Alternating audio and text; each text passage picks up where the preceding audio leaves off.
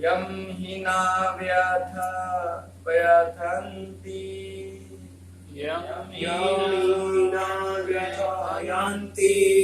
एते पुरुषं पुरुषऋषभा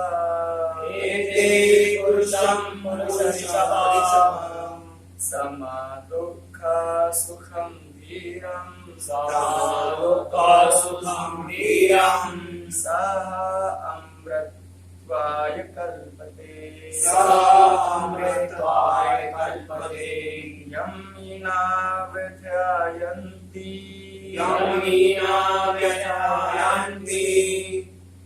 एते पुरुषं पुरुषऋषभा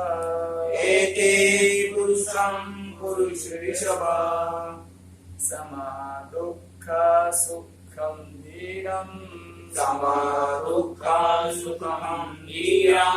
सः अमृतत्वाय कल्पते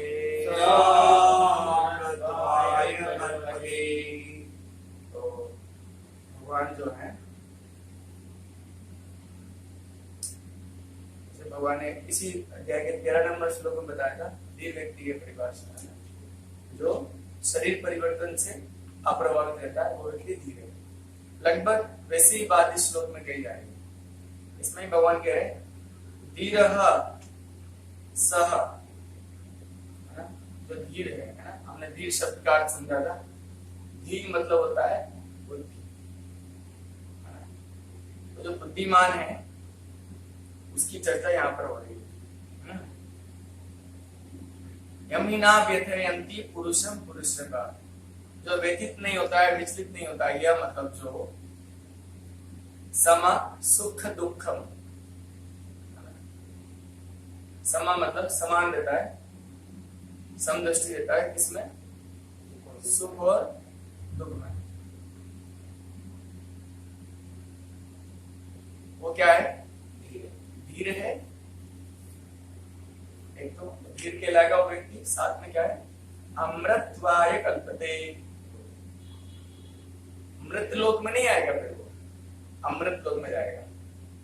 अमृत मतलब मरा हुआ, अमृत मतलब जो मरता नहीं। अमृतत्वाय कल्पते, कल्पते मतलब योग्य है। कुछ लोग कहते हैं कि भगवान को प्राप्त करने के लिए कोई क्वालिफिकेशन नहीं चाहिए, है ना। भगवान को प्राप्त करने के लिए कोई क्वालिफिकेशन नहीं चाहिए, लेकिन ये गलतफहमी है। कम से कम भगवत गीता तो ऐसे सिद्धांतों का खंडन करती है कि मुक्ति के लिए क्वालिफिकेशन की जरूरत नहीं। इस शब्द में, इस श्लोक में कल्पते शब्द ये बताता है। कल्पते मतलब योग्य, qualified, is qualified to become liberated if he is tolerant in sukh and दुख। अगर वो सुख और दुख में विचलित नहीं होता है, वो मुक्ति को प्राप्त कर जाएगा। महत्वपूर्ण श्लोक है, हमसे जो हम साधक हैं उनके लिए। तो जो भक्त जूम पे कनेक्टेड है, वो अगर उनका कट जाता है किसी तरह से कनेक्शन, तो वापस वो लोग इसको ज्वाइन कर लीजिएगा मीटिंग को। हरे कृष्ण। हाँ, प्रभुपाद जी तात्पर्य लिखते हैं, जो व्यक्ति आत्म साक्षात्कार की उच्च अवस्था प्राप्त करने के लिए दृढ़ प्रतिज्ञ है,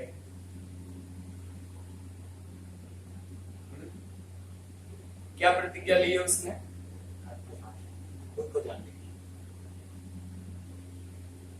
संसार में व्यक्ति अलग अलग प्रतिज्ञा लेते हैं,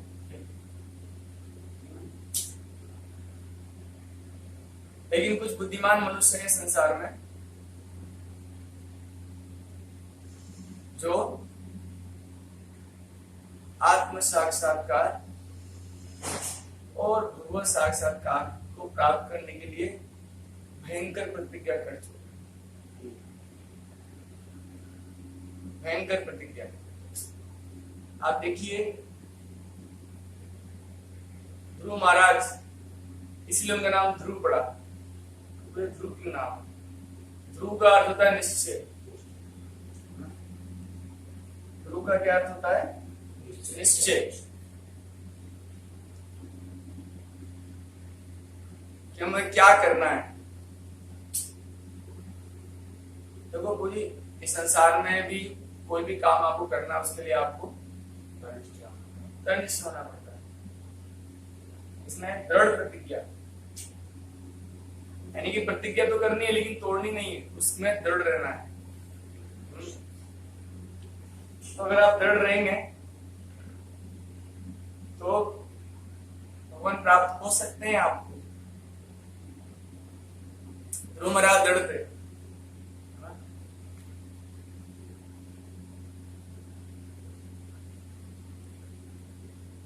ध्रुव महाराज क्या थे? दृढ़ थे।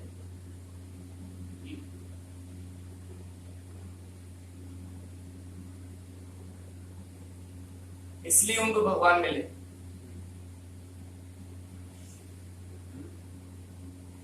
एक ही पर्पस था उनका, भगवान से मिलना।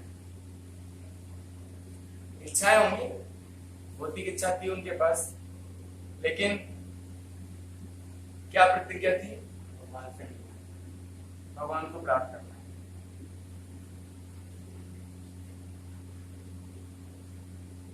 और जब आप ऐसी प्रतिज्ञा करते हो, जिस दिन आप ये प्रतिज्ञा करोगे ना, उस दिन आपके ऊपर दुखों का पहाड़ टूट पड़ेगा। जब आप भक्ति करना चालू करोगे ना इस संसार में, इसलिए मैं तो हमेशा कहा करता हूं इस बात को कि भक्ति करना है ना, कायरों का काम नहीं। जो कायर है ना, वो लोग भक्ति नहीं कर सकते। जो शूरवीर है,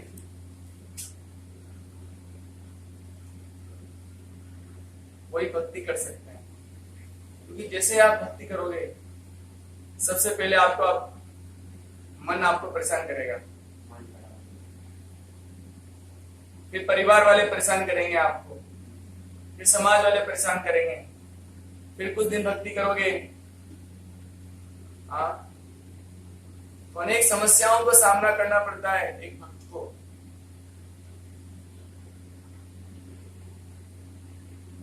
भक्ति मार्ग आसान है, लेकिन आपके अंदर सहनशीलता का गुण होना चाहिए। आपको सबको, आप ऐसा नहीं कर सकते किसी को अपमान करके, आपको सबको सहन करना पड़ेगा। क्योंकि अगर आप ऐसे अपमानित करने लगे दूसरों को, तो आप भक्त नहीं हो। आप बोलोगे आप कुछ भक्ति क्यों कर रहे हो, उनको उल्टा सुल्टा जवाब दे देंगे हम। तो जो सुख और दुख के प्रारों को समभाव से सह सकता है, सह सकता है, सह नहीं पाते हम, लेकिन जो कर पाएगा इसको, वो क्या है? प्रभुपाद जी कहते हैं, कम से कम हमें और का तो पता नहीं, हमको प्रभुपाद जी पे तो फुल फेथ है। आज जिसको प्रभुपाद जी पे फेथ नहीं है, उनकी बात अलग है। निश्चित ही मुक्ति के योग्य है।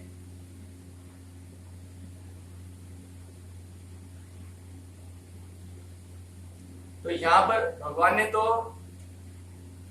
एक क्वालिफिकेशन बताई कि सुख और दुख में समान है, लेकिन प्रभुपाद जी दो कंडीशन बता रहे हैं।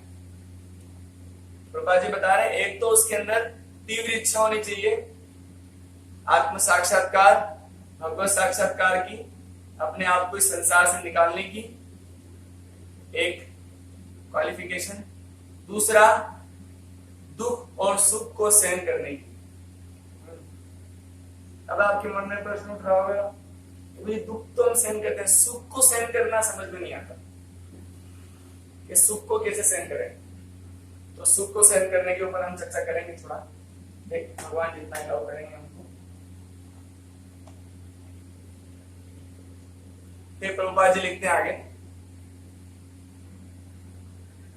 वर्णाश्रम में चौथी अवस्था अर्थात संन्यास आश्रम एक कष्ट साध्य अवस्था है।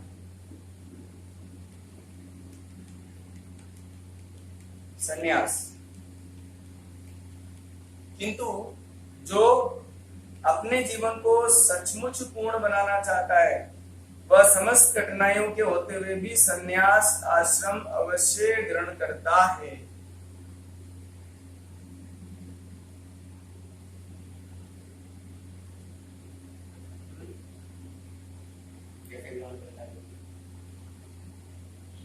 वो लेकर रहेगा संन्यास। कितनी एज में लेगा, मतलब लेगा?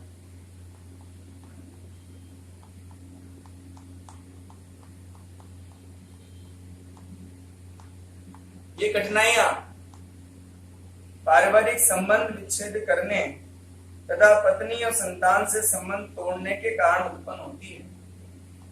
यानी कि यहाँ पर उस सन्यासी की बात आ जा रहे हैं जो ग्रस्त होकर संन्यास लेता है। अगर किसी को सच में मुक्त होना है तो उसे संन्यास लेना ही पड़ेगा। इसकी चर्चा हम करेंगे, ऐसा क्यों कह रहे हैं, प्रभुपाद जी क्यों कह रहे हैं ऐसा।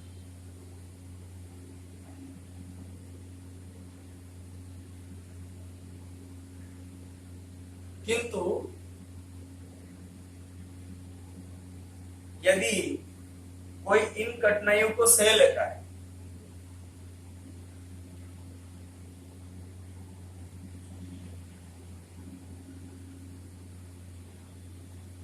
अगर वो सह लेगा इस कठिनाई को, इस दुख को, तो प्रभुपाद जी लिखते हैं उसके आत्म साक्षात्कार का पथ निष्कंटक हो जाता है। कंटक मतलब कांटे, कांटे होता है। तो उसका आत्म साक्षात्कार का जो मार्ग है वो सारे दूर हो जाते हैं उसके बाद। क्यों ऐसा है, इसकी चर्चा कर सकते हैं हम लोग यहाँ पर, है ना। फिर प्रभुपाद जी के तात्पर्य पढ़ेंगे। तो यहाँ पर ऐसा क्यों कहा जा रहा है? श्रील प्रभुपाद जी कोई बात ऐसे तो मन से तो लिखते नहीं है, बहुत शुद्ध भक्त है और उन्होंने जो बोला वो सच हो जाता है।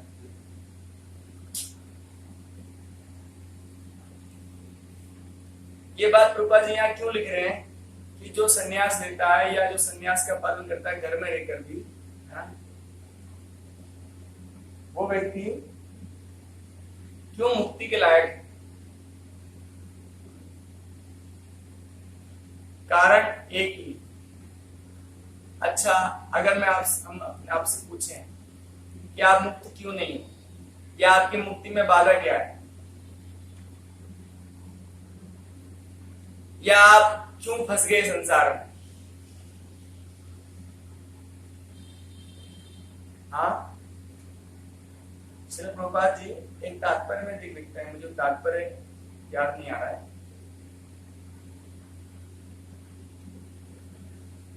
चौथे अध्याय में या कहीं आता है वो, जहां प्रभुपाद जी लिखते हैं कि जीवात्मा को इस संसार में फंसाने का, क्योंकि मुक्त हो जाना मतलब भगवत प्राप्ति। तो भगवत प्राप्ति में जो सबसे बड़ी बाधा है, प्रभुपाद जी भी लिखते हैं उस तात्पर्य को। मुझे एकदम आपसे बात करते करते याद आया, प्रभुपाद जी कहते हैं sex life is the root cause of material bondage. Sex life is the root cause of material bondage, even in the mind also. मन में भी, क्योंकि जब तक हमारे अंदर ये भौतिक भोग की इच्छा है हम भगवत धाम नहीं जा पाएंगे।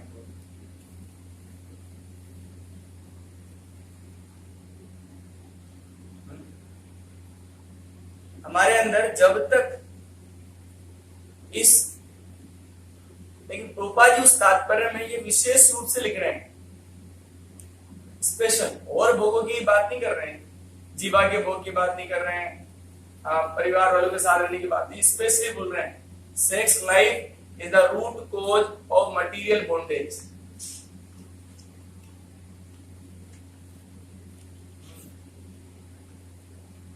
क्योंकि क्योंकि भगवत धाम के जो लोग हैं, है ना, इन द भगवत धाम such type of activities never happen.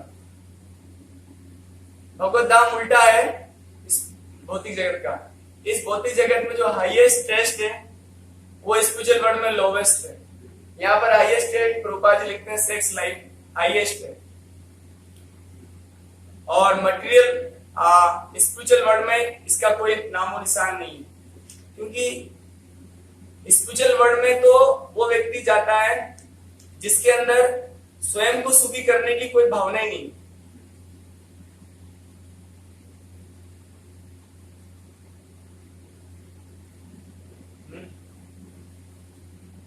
Spiritual world में वो व्यक्ति जाता है जिस व्यक्ति के अंदर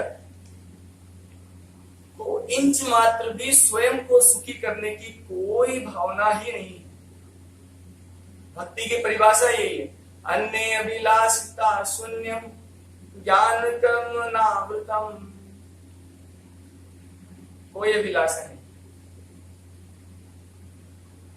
तो हमें चेक करना होगा हमारे अंदर कितना सेक्स डिजायर है, उतना जितना मुक्त है इससे उतना हम भगवत धाम की तरफ बढ़ चुके हैं। राष्ट्र लोगों के लिए क्या होगा,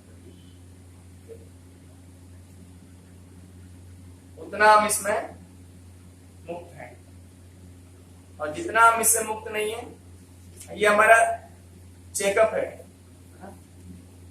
चेक पॉइंट है हमारा।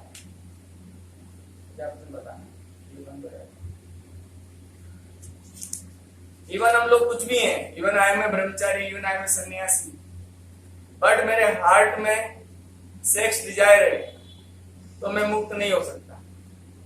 मुझे तीव्र भक्ति का अभ्यास करना होगा, गुरुजनों की सेवा करनी होगी। जब तीव्र भक्ति के अभ्यास से मेरा हृदय जो मलिन है वो शुद्ध होगा, जब मैं समझूंगा, ये जानूंगा कि मुझे सिर्फ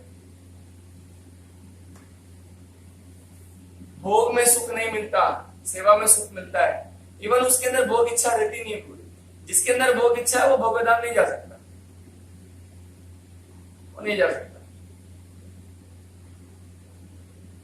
एक बार एक सन्यासी थे, वो अपना लेटर लिख रहे थे, वो प्रभुपाद से कुछ कन्वर्सेशन था उनका। एक्चुअली उन्होंने खुद को प्रभुपाद से बातचीत करके खुद ही अपने आप एक लेटर बना लिया। वो मतलब शरीर छोड़ रहे थे तो उन्होंने लेटर में लिखा, Prabhupada, I made so many centers in the whole world.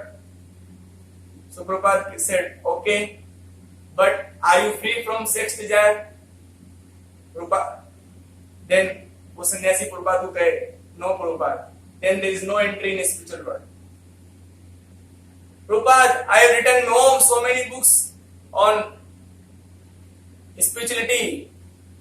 Prabhupada पूछते हैं, are you free from sex life? तो उन्होंने कहा, no Prabhupada, there is no entry in Bhagavat Dham.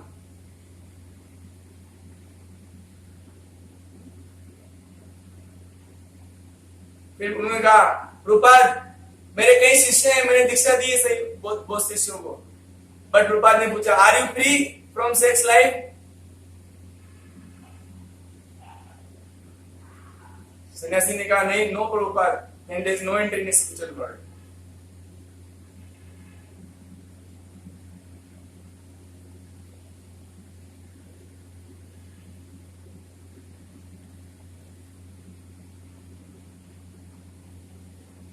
And there is no entry in spiritual world, because in spiritual world ये सब नहीं होता है वहां।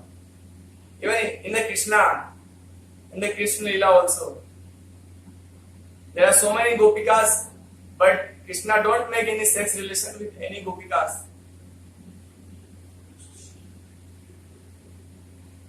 No relation, because इसलिए प्रभुपाद कह रहे हैं कि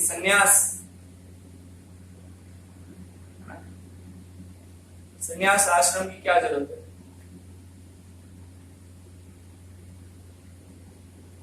और संन्यास का एक विशेष अर्थ होता है। हम जिसको संन्यास सोचते हैं ना, वो संन्यास नहीं है। संन्यास का अर्थ भगवान समझाते हैं 18वें अध्याय में, स्टार्टिंग में समझाने होगा कि संन्यास किसे कहा जाता है।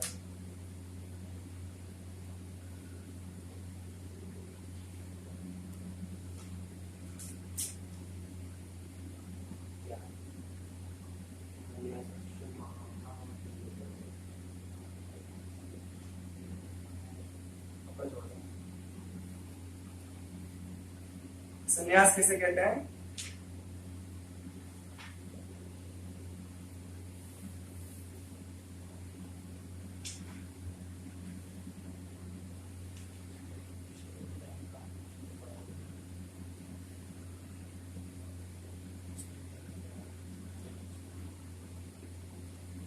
बहुत महत्वपूर्ण बात है।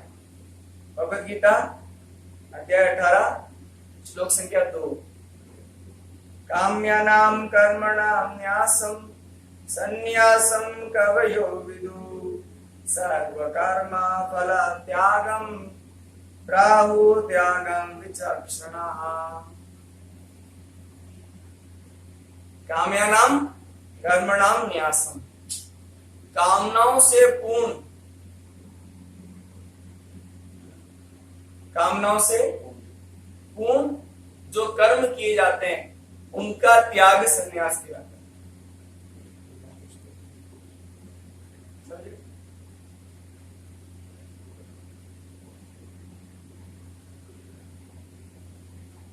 मेरी आवाज आई? कुछ नो बोला, मैं आप सबको पहले जन करा दूं।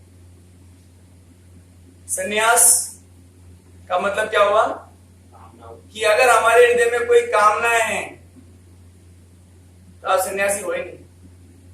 कितनी है कि संन्यास लिया जाए? ये प्रश्न बकवास है।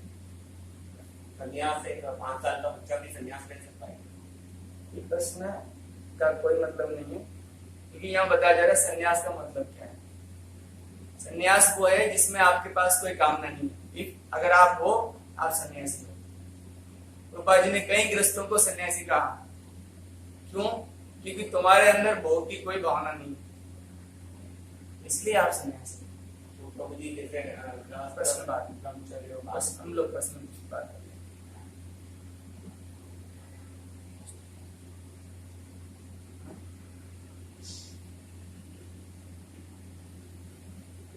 जो सन्यास है, इसे सन्यास कहा गया। काम्यानां कर्मणां न्यासम इति सन्यासम, कि वो कर्म जिसमें कामनाएं हैं, यानी कि कामना अगर आपके हृदय में है, भौतिक कामनाएं, तो आप सन्यासी नहीं हैं।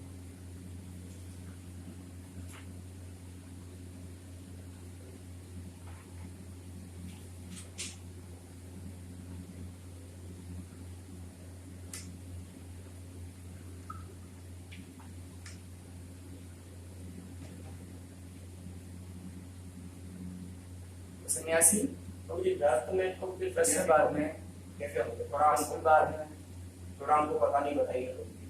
प्रश्न देते हैं, है ना?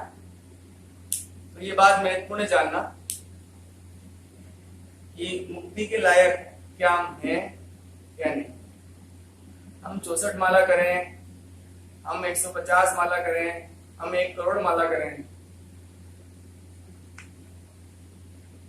हम बहुत सारे शिष्य बना लें, हम बहुत सारे मंदिरों की स्थापना भी कर दें, लेकिन ये सब करने से हमारा हृदय पवित्र नहीं हो रहा है। इसका मतलब कुछ गड़बड़ है। इसका मतलब हमने सभी काम सिर्फ अपने मान सम्मान के लिए ही किया, गुरु और कृष्ण की सेवा के लिए नहीं किया। मेरा समाज में, संसार में मान सम्मान बढ़ जाए, इसलिए मैंने मंदिर बनाए, इसलिए मैंने शिष्य बनाए, इसलिए मैंने प्रवचन दिए, लेकिन मेरा हृदय शुद्ध नहीं हो रहा। अरे गुरु सेवा से ऐसा हृदय शुद्ध होता है, गुरु की खुशी के लिए करने से होता है। अपनी खुशी करने से हृदय शुद्ध नहीं होगा। और गुरु कहने भी चाहिए आपको, मैं बहुत खुश हूं तुमसे, आप बहुत कुछ कर रहे हो और गुरु खुश है ही नहीं। ऐसे नहीं होता है।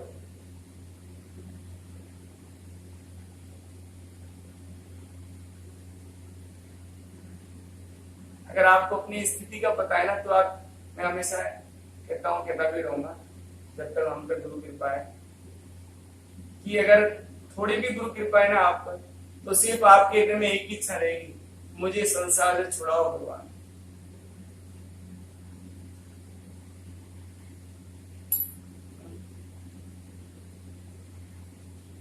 मुझे संसार से छुड़ाइए, क्योंकि यहाँ हर चीज ही दुखी है, सुख भी दुख है, दुख तो दुख है ही।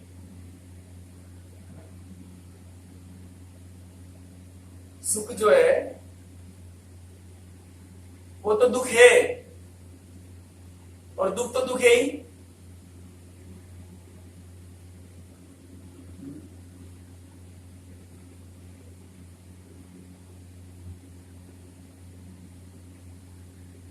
तो सन्यासी होने का मतलब क्या है?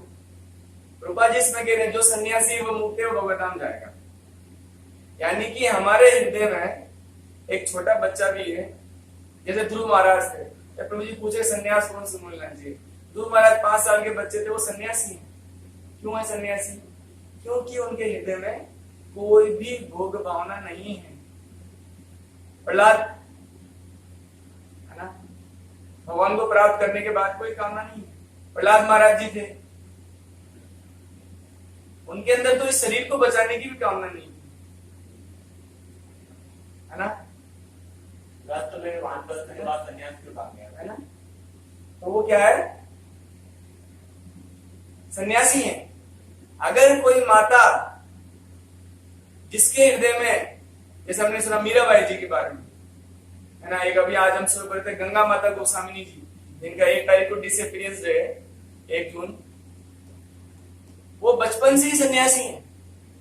उनके हृदय में राजकुमारी थी, कौन? गंगा माता गोस्वामी जी, राजा की लड़की थी, लेकिन शादी करने का कोई इच्छा नहीं, भोग का कोई इच्छा नहीं, रूपवान थी, सब कुछ थी, गुणवती थी, लेकिन प्रभु में ही मन है। तो वह स्त्री होकर भी सन्यासी है।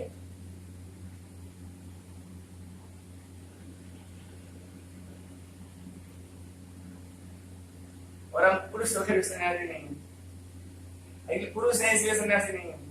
तो बोल भी रहे हैं पुरुष है।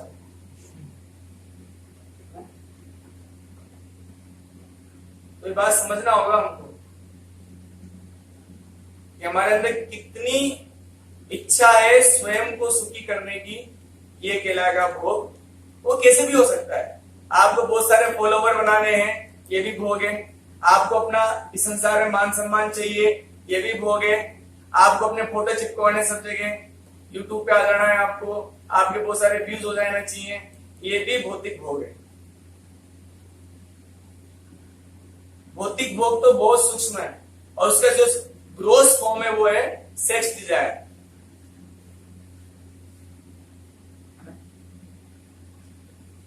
तो जब तक हम सूक्ष्म और स्थूल दोनों प्रकार की भोग भावना से मुक्त नहीं होते, तब तक हम भगवत धाम नहीं जा सकते।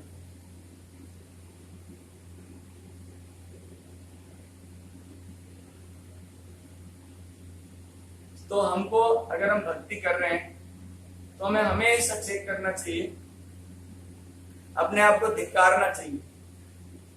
जैसे भक्ति विनोद ठाकुर धिक्कारते अपने आप को, नो डाउट वो शुद्ध भक्त है ना। वो कहते हैं इस बात, जो शुद्ध भक्त है ना वो धिक्कारेगा अपने आप को। क्या कहते हैं भक्ति विनोद ठाकुर? बोलते ना, उधर वाला, वाह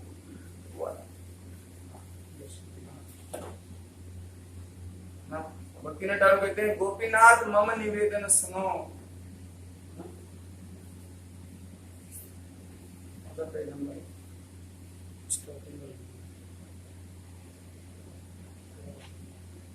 विषयी दुर्जन सदा कामरत किचु नाही मोर गुण।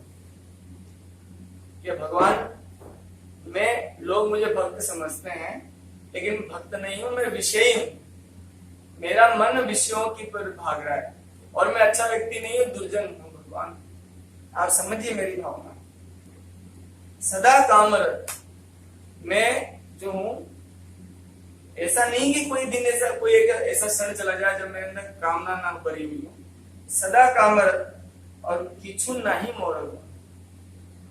हे भगवान, मेरा कोई गुण नहीं है, न जाने भक्ति, भक्ति नहीं जानता मैं, संसार में पड़ा हुआ हूं, ना ही मम बल ज्ञान सुनिर्मल, मेरा कोई बल नहीं है ना। और मैं क्या कर रहा हूं, कांदिया कर हे करुणा दान। और जब मैंने अपनी स्थिति को ऐसा देखा, जाना कि मैं वास्तव में ऐसा ही हूं, तो मैं मात्र रो रहा हूं।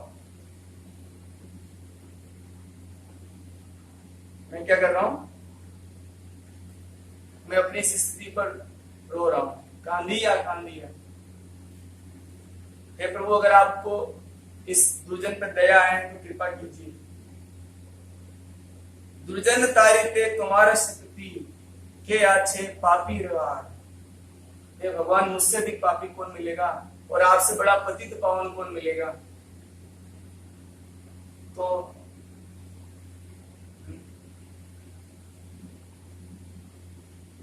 वो बोल रहे हैं भक्तिनाथ ठाकुर इस भजन में कि पापियों का भी उद्धार हो गया, असुर का भी उद्धार हो गया, प्रभु मेरा उद्धार नहीं हो रहा है। तो अगर आपके अंदर जेन्युइन डिजायर है हार्ट में, तो भगवान आपको शुद्ध करेंगे। इस चित्कार भावना से आप जब करोगे ना कि मैं इतना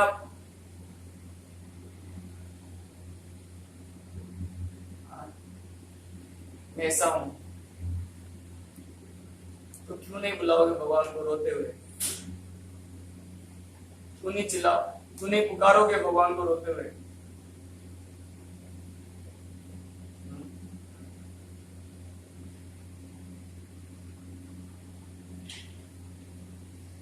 तो भगवान आपकी मदद के लिए जरूर आएंगे। जो हम सब हैं कलयुग में जन्म लिए हैं, हमारे अंदर बहुत भौतिक भावना है, लेकिन कम से कम अपनी भौतिक भावना को स्वीकार कीजिए, अपनी दयनीय स्थिति को बताइए भगवान को। किसी को नहीं बता सकते, सब आपका मजाक बनाएंगे, भगवान को बता दीजिए। और जब भगवान को बताएंगे, चित्कार करेंगे, तो भगवान देखिए, अगर आप करुणा पुकार करते हुए अपने रोते हुए भगवान को पुकार नहीं रहे, तो भगवान कैसे आपको सुधारेंगे?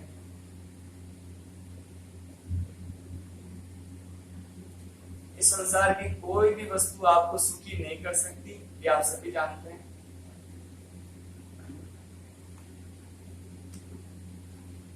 यहाँ पर यही बताया जा रहा है इस श्लोक में, इसको हम कल भी करेंगे थोड़ा सा। कल हम लोग इसको चर्चा करेंगे कि जो सुख है वो सुख नहीं, इसकी चर्चा करेंगे। और इस श्लोक में पुरुषम शब्द क्यों प्रयोग किया गया, ये भी चर्चा करेंगे। और 2-3 विषय हो रहे हैं, तो उनको भी चर्चा करेंगे। तो आशा है कि आप मेरे लिए तो प्रार्थना करेंगे भगवान से।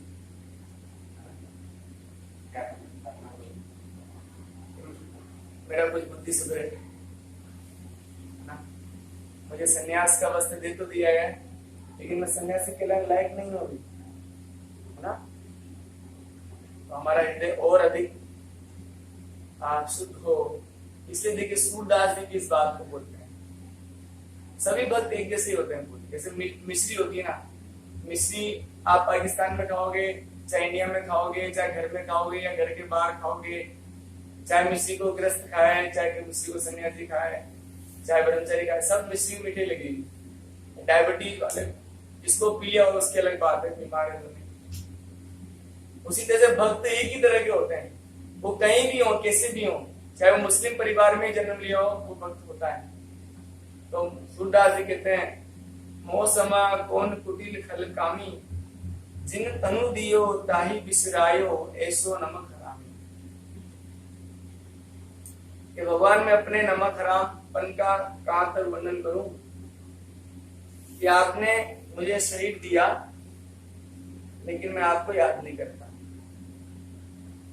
जिन तनु दियो ताही बिस्तायो। उससे बड़ा नमक हरामी कहाँ मिलेगा। और मैं जो हूं, मैं बहुत भयंकर कामी व्यक्ति हूँ, मुझसे ज्यादा भयंकर आपको संसार में नहीं मिलेगा। इसलिए मुझ सबसे पहले मेरे उद्धार करते भाव ही होता है। और आप भगवान चीटिंग नहीं कर सकते। फिर आपके हृदय में भावना नहीं है, सबसे बड़ी चिंता है। आपके हृदय में आप जेन्युइनली नहीं बोल रहे हो ना, सच में आप अपने आप को कामी और ऐसा करके मान रहे हो ना, तभी भगवान आपका उद्धार करेंगे। महाप्रभु जी आए तो पतित पावन के लिए, पतित मानिए तो सही अपने आप को, तभी तो उद्धार होगा हमारा। हरे कृष्ण।